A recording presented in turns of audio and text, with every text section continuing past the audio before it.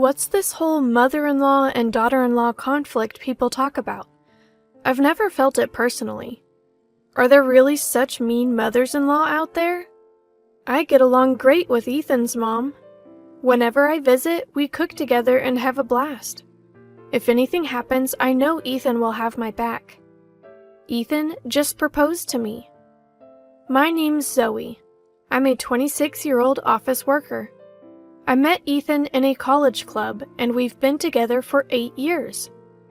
Maybe that's why I get along so well with his mom. Back in college, we both aimed to join a major corporation. Ethan was so determined to join that famous company, and I took the chance too. Job hunting was tough, but we both made it in. We hugged and celebrated. But since then, our busy jobs meant we couldn't have many relaxed dates. We just wanted to support each other more than anything. That's when Ethan proposed. After 8 years, we felt inseparable. I was over the moon. We visited each other's families, and all that was left was the wedding. Then, one day, Ethan's mom, who was supposed to live with his brother Liam, asked to move in with us. I was taken aback. "We never discussed living together. What about my parents?" I said. Ethan tried talking to her, but she wouldn't listen. She had her reasons. "After your father passed, I couldn't do much for Liam. He didn't go to college, and without a high school diploma, he can't get a job. Ethan, you're all I have. You might as well be my eldest." "What? Liam's there with you. We can help financially." "I want to live with both Ethan and Zoe. Families support each other. I love you, Zoe." "Mother-in-law, but..." After discussing, we agreed to live with her until Liam got married. After the wedding, we moved in. But what awaited was the classic mother-in-law and daughter-in-law conflict. I was sure we'd be fine.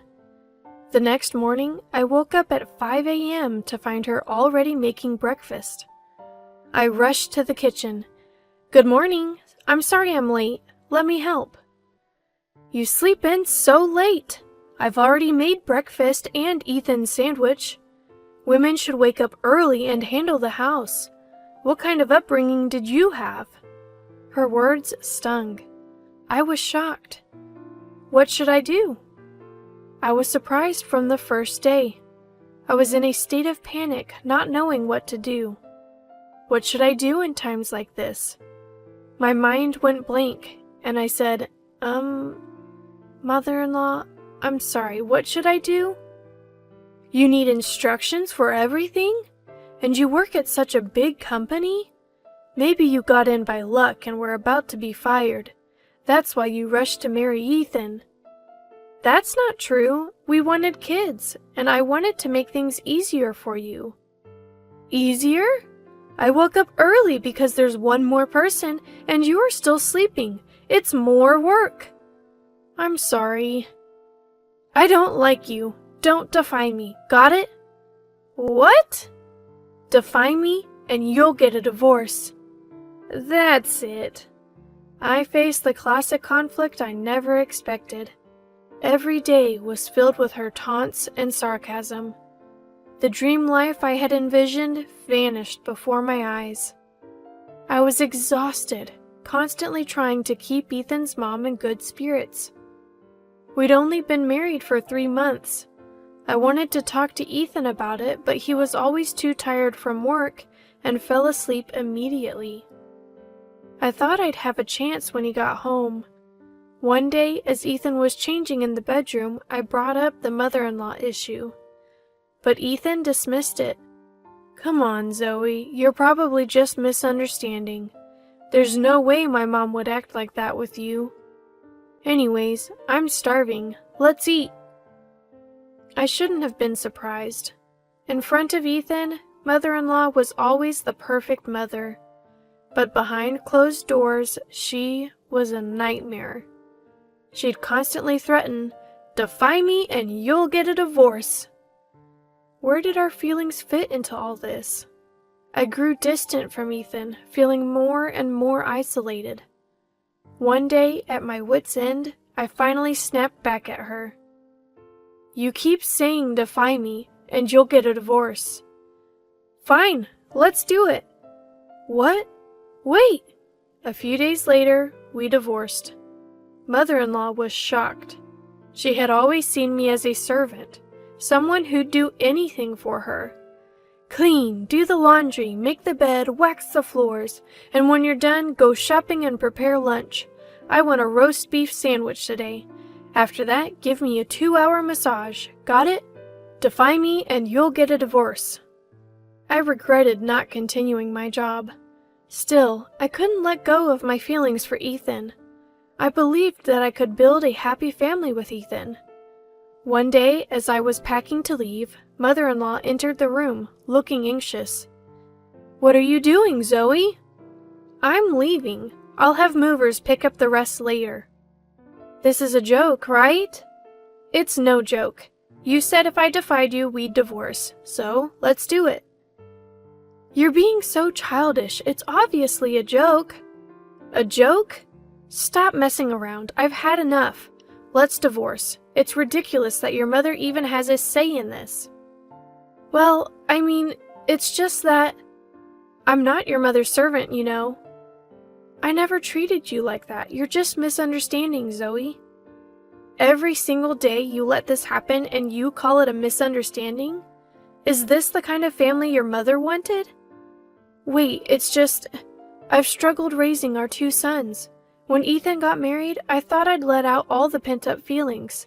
I've felt this way for a long time. You wouldn't understand since you don't have kids. What are you talking about? Struggled? Your father left you a house and a good amount of money. Ethan was 16 then and didn't need much care. That's why I said you wouldn't understand.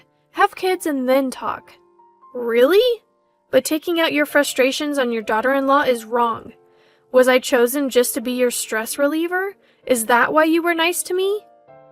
Of course, it's always been this way. A daughter-in-law shouldn't defy her mother-in-law. That's tradition. I quickly packed and left the house. She still insisted that what she did was right and told me to understand her struggles. If this is what family means, if being treated this way is what family is about, then I don't need such a family. I'm content with my own life. I calmed down at a nearby park and then went to my parents' house. The moment I saw my mom, I burst into tears. She felt so warm. Zoe, what happened? Just wait a moment. She quickly made me a warm coffee. Drink this and calm down. This isn't like you. After calming down a bit, I told her everything. Why didn't you tell me sooner? I didn't want to worry you. You always care about me. Silly girl, I'm always here for you. Just relax here. Maybe it's best to divorce. Life has its ups and downs. I cried like a child. She hugged me tightly. I wished I could be a mother like her. The more I thought about it, the sadder I felt about Ethan not supporting me. Even if we had a good relationship with his mother, he never listened to my concerns. The happy times before marriage felt like a lie after 8 years. I realized the complexity of the mother-in-law and daughter-in-law relationship. Ethan, oblivious to everything, came home as usual. He called me after confronting his mother, but I refused to answer. He kept calling, but I blocked him. I just wanted a break. Ethan kept calling me over and over again. I couldn't help but block his number. I just needed a break. That night, I enjoyed the creamy stew I made with Mom and went to bed early. When I woke up the next day, I was surprised it was already past 8 a.m. Rushing to the kitchen, Mom greeted me. Did you sleep well? I slept like a log. It's been a while since I had such a good sleep. Zoe, how about we go to a pottery class today? A pottery class? Today? It's a new place nearby. They let you join even for just one session. I've been wanting to make a vase. Thought it might be a good distraction. I decided to spend the day out with Mom. The pottery class was more engaging and fun than I expected. For that moment, I completely forgot about yesterday. Later, Mom and I had a late lunch and did some shopping.